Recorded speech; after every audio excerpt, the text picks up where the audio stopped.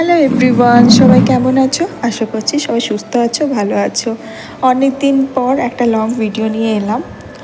আচ্ছা, এই যে দেখছো, মেয়েকে নবরাত্রি লুকে সাজিয়ে দিয়েছি। আজকে নবরাত্রি সেকেন্ড ডে। কাদের কাদের বাড়িতে মায়ের ঘট স্থাপনা করেছো প্লিজ জানাবে। আমি করিনি বছর, আমার শরীরটা খুব একটা, প্রথমে কয়েকটা ভিডিওসে আমি বলেছি খুব একটা ভালো যাচ্ছে না।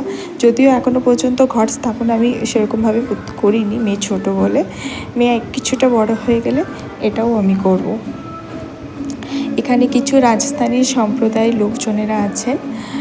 এখানে রাম মন্দিরের উদ্যোগে ওনারা নবরাত্রিতে নাচ গানের আর গরবার একটা ফাংশন করা হয় আর কি।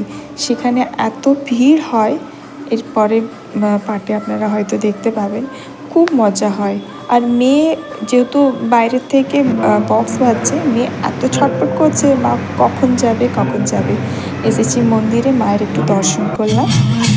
এবারে এখন তো বাচ্চাদের গারবা শুরু হয়েছে।